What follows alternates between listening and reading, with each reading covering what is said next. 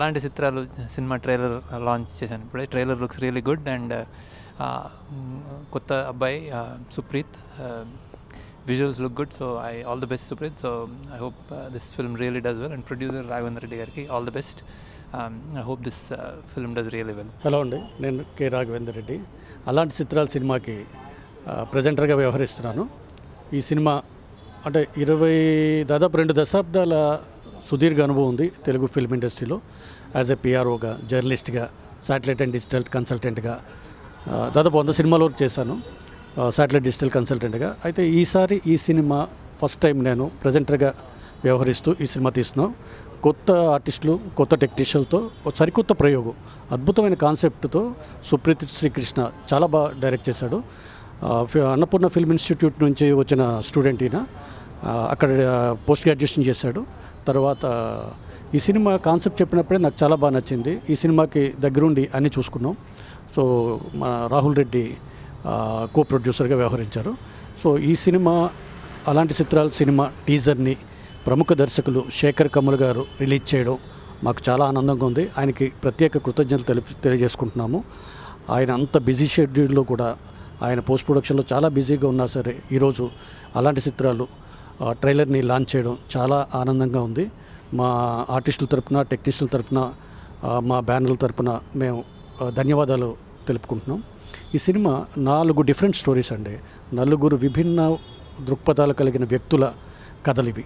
ఆ 4 వ్యక్తుల కథలు ఒక్కొక్క చోట తారసపడినప్పుడు ఇదంతా మెట్రో రైల్వే స్టేషన్ బ్యాక్డ్రాప్లో జరుగుతుంటుంది. సో 4 క్యారెక్టర్లు కూడా అద్భుతంగా చేశారు. ప్రవీణ్ కానీ, లేకపోతే యశ్పూరి కానీ, తర్వాత మిగతా ఆర్టిస్టులు అందరూ చాలా బాగా చేశారు. తర్వాత సుప్రీత్ శ్రీకృష్ణకి చాలా మంచి భవిష్యత్తు ఉంటుందని అనుకుంటున్నాను. ఎందుకంటే ఈ సినిమా ఇప్పుడు మొన్న టీజర్కి కూడా దిల్ రాజు గారి చేతుల మీదుగా రిలీజ్ చేసిన టీజర్ కూడా చాలా అద్భుతమైన రెస్పాన్స్ వచ్చింది.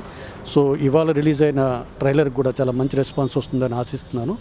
సో ఈ సినిమాని వచ్చే నెల రిలీజ్ చేయాలనుకుంటున్నాం. మంచి డేట్ చూసుకొని, పెద్ద సినిమాల మధ్యలో నలిగిపోకుండా, ఎందుకంటే మంచి కాన్సెప్ట్ ఓరియంటెడ్ సినిమా, చాలా హానెస్ట్ అటెంప్ట్ అండి.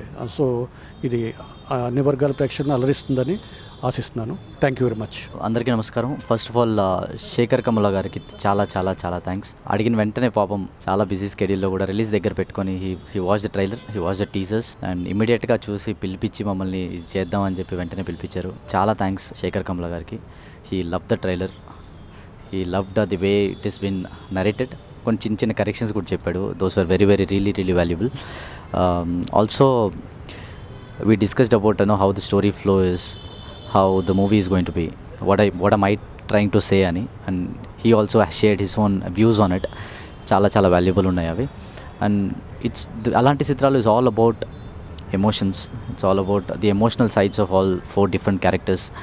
సో ఒక ప్రాస్టిట్యూట్, ఒక గ్యాంగ్స్టర్, ఒక మ్యూజిషియన్, ఒక boxer, but never their professional side. I mean, it's not about prostitution, it's not about crime, it's not about music, it's not about boxing, but it's all about the emotional side of the characters, the internal conflicts,